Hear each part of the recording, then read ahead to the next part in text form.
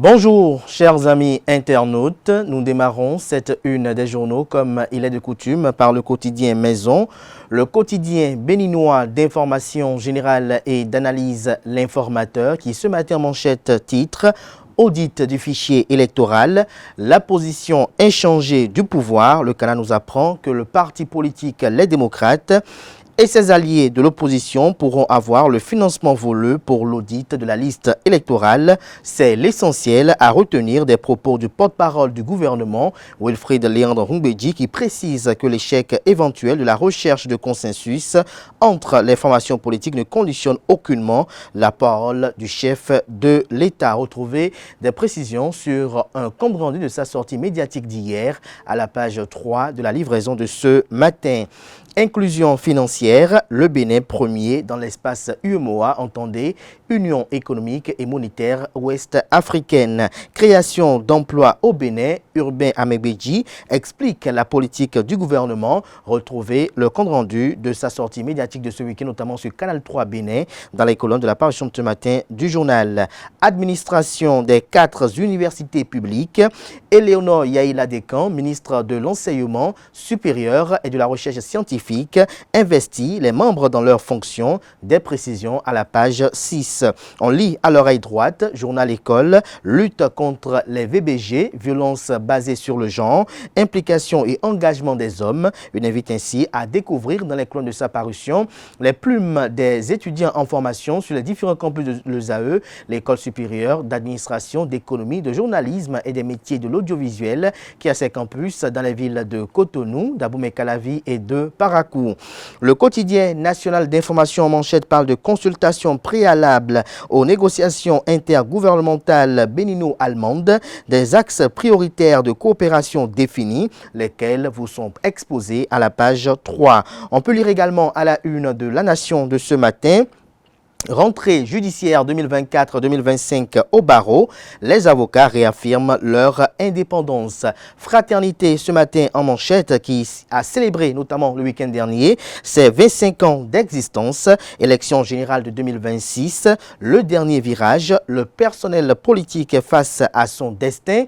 Avis partagé des politologues Juste Kodjo et Gilles Gouy, lesquels vous sont exposés aux pages 8 et 9. Cadre de concertation des partis politiques de l'opposition, les réserves du politologue Richard Boni-Ouourou vous sont exposées dans les colonnes de la parution de ce matin du journal. Le matinal en manchette parle d'élection générale de 2026. La mouvance présidentielle resserre les liens. Une coalition des partis politiques bientôt mise sur pied. En illustration, les photos de Joseph Djagbenou, président du parti politique Union progressiste Le Renouveau, le ministre d'État Ablaye Biotchane, président du parti politique Bloc républicain, Jacques Ayadji, président du Mouel Bénin, mouvement des élites engagées pour l'émancipation du Bénin, et Claudine Afiavi Prudencio, présidente de RN, Renaissance nationale. Cadre de concertation des forces politiques de l'opposition, le politologue Richard Boni-Ouourou désapprouve, communique également le matinal qui informe à travers sa une de ce matin qu'au sujet du décès du jeune Ouourou Faisal à Parakou, 7 policiers sont placés en détention provisoire, 5 autres sous contrôle judiciaire. L'article qui vous renseigne est à lire à la page 11. Matin libre en manchette emboîte le pas à Le Matinal et à Fraternité ce matin, titre en manchette. Cadre de concertation de l'opposition, les griefs de Richard Boni-Ouourou vous sont relayés aux pages 2 et 3.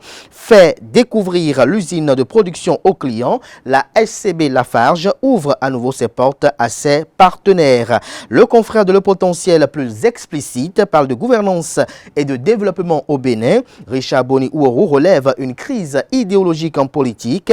L'action politique réduite à de vulgaires et médiocres considérations politiciennes selon le politologue. Le patron des libéraux fait des propositions sur le cadre de concertation de l'opposition. Il relève une volonté de caporaliser le pouvoir et une inflation législative. D'amples précisions sont à retrouver à la page 4. Montée du banditisme dans le département de la Donga. Des femmes attaquées à Basila, argent et portable emportés. Elles ont été victimes d'un braquage au retour du marché. On peut lire également à la une de Le Potentiel de ce matin, bavure douanière samedi dernier à Zové, dans le département du Koufo.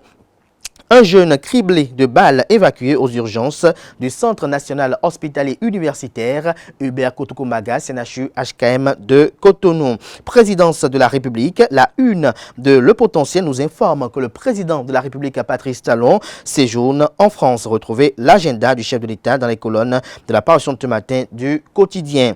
L'événement précis ce matin en manchette parle de malgré la réticence du parti politique Union progressiste Le Renouveau, du bloc républicain BR et autres pour l'audit du fichier électoral, le gouvernement déterminé à soutenir l'initiative de l'opposition, la plateforme électorale des organisations de la société civile favorable et prête à collaborer. On ne peut pas auditer ce qui n'existe pas selon Irénée Agossa sur ESAE TV. Retrouvez des détails dans les colonnes de la parution de ce matin du journal. On lit également à la une de l'événement précis de ce matin, congrès extraordinaire, expérience Tébé reconduit à la tête du mouvement populaire de libération MPL, des exclusions prononcées et d'autres décisions prises. Retrouvez le compte rendu de ce congrès extraordinaire à la page 5 de la parution de ce matin. Création d'une coalition des partis de la mouvance présidentielle, Jacques Ayadi engage des discussions avec l'Union progressiste Le Renouveau. Le premier quotidien économique du Bénin ce matin en manchette parle de transport et d'infrastructures routières dans l'espace UEMOA, Union économique et monétaire ouest africaine. Marion Aïnon signe un bréviaire sur les 30 ans d'intégration régionale. Que comprendre du titre? Élément de réponse en page 3. Tension géopolitique, le règlement des conflits par la prochaine administration Trump vous est exposé à la page 16. Nord-Sud quotidien à présent, crédit bancaire, hausse des taux d'intérêt à lire à la page 3. On peut lire également à la une de Nord-Sud quotidien de ce matin, microcrédit accordé par le gouvernement, 12 milliards de francs CFA par an depuis 2016. Bénin intelligent à présent, inclusion financière, le Bénin premier dans l'espace UEMOA, microcrédit à la FIA, 1 million de bénéficiaires d'ici 2025. On lit à présent la une de Libération qui libère en manchette, audit du fichier électoral.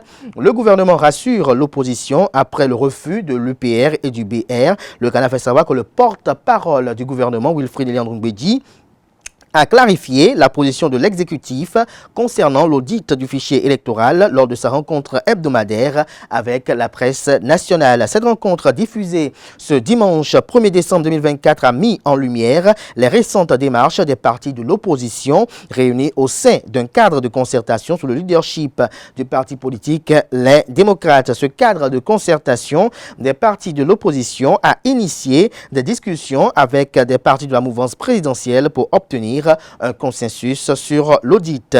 L'Union progressiste Le Renouveau et le Bloc républicain, les deux principaux partis de la mouvance présidentielle, ont exprimé leur refus de participer à ce processus. Retrouvez la suite de l'article qui est publié à la page 9.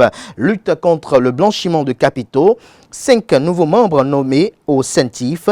Retrouvez des détails dans les colonnes de la parution de ce matin du journal qui publie également à sa une, agence judiciaire du Trésor, des personnes conviées à retirer une pièce importante. En illustration, la photo de Gilbert Ulrich Togbonon. Gascani Info à présent, audit du fichier électoral. Pourquoi un nom expressif des partis de la mouvance à lire en page 4. La guérite, amélioration des conditions de vie des albinos au Bénin. Alimatou Badarou, coordonnatrice nationale de l'Organisation des femmes républicaines OFR, plaide pour une action audacieuse. L'emblème du jour à présent, passage des numéros de téléphone à 10 chiffres. Convenum, l'application assurant la mise à jour automatique des répertoires. Retrouvez des détails à la page 3. On peut lire également à la une de ce matin de l'emblème du jour. Remise de matériel, d'équipement et d'unités de production d'aliments pour poissons. L'État et l'AFD appuient les pisciculteurs, coopératives et entreprises de pisciculture. Lutte contre les violences faites aux femmes dans les départements du Mono et du Koufo. L'Institut national de la femme INF renforce ses bases avec les officiers de police judiciaire. Dynamisme Info à présent, liste électorale informatisée crédible pour 2026.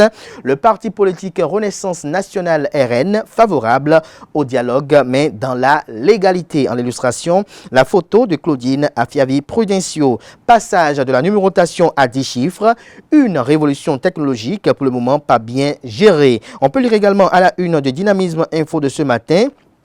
Police et douane, ces hommes en uniforme à la gâchette facile. Décryptage info à présent, développement de l'UEMOA, le FAGAS pour la mobilisation de ressources renforcées. Soleil levant ce matin à sa une, Africa Grut Builder Awards, Dr Imam Shakirou Amoussou, une étoile montante de l'engagement social en Afrique, une double distinction pour ce leader inspirant et bâtisseur d'avenir que comprend du titre élément de réponse dans les colonnes de sa parution de ce matin.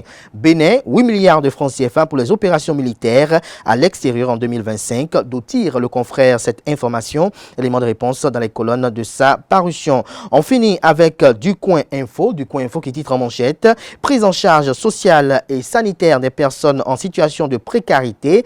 Le Bénin mobilise 360 millions de francs CFA pour les personnes en situation de mendicité.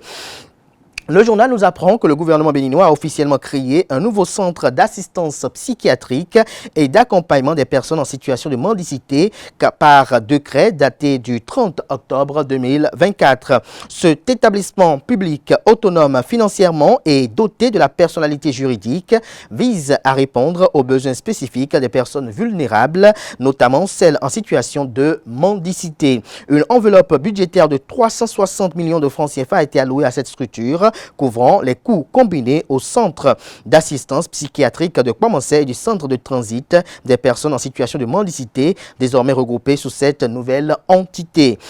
Le décret a été signé par le président de la République, Patrice Talon, en collaboration avec plusieurs membres du gouvernement, dont les ministres des Affaires sociales et de la microfinance, celui des Finances, celui de la Santé, celui de l'Intérieur et sans oublier celle de la fonction publique et du travail. Ce projet marque une avancée significative dans la prise en charge sociale et sanitaire des personnes en situation de précarité au Bénin. On peut lire également à la une du Coin Info de ce matin. Pour renforcer ses effectifs militaires et policiers à l'international, le Bénin prévoit 8 milliards de francs CFA pour le compte de 2025. Autour du thème « Engagement des femmes pour la paix et la cohésion sociale à travers la culture », les peuples des départements de l'Atakura et de la Donga ont célébré la 7e édition du festival Tikpere à Parakou. Le canal nous apprend que la 7e édition du festival des chants et des danses traditionnelles de l'Atakura et de la Donga à Parakou Tikpere a fait vibrer la cité des Kobourou sur l'espace culturel du marché Kouchita de Tchakitibam sous le thème Engagement des femmes pour la paix et la cohésion sociale à travers la culture. Les peuples des départements de l'Atakura et de la Donga résidant à Parakou ont célébré avec faste leur diversité culturelle. La cérémonie de lancement s'était tenue le samedi 30 novembre dernier en présence du maire Inoussa Zime Chabi, le colonel Pascal Tawes, président de la FARAD, Sylvestre Mohamed Chakincha et bien d'autres personnalités politiques. Retrouvez des détails sur la cérémonie de lancement à la page 4 de la parution de ce matin. Ce sera tout pour la présentation de quelques titres parus ce jour dans la presse locale. Les quotidiens sont disponibles dans les kiosques, également accessibles en ligne pour ceux d'entre eux disposant bien évidemment d'un site internet. Merci de votre attention. Free Matin se poursuit. Place à présent au bulletin matinal d'information et à la page des sports.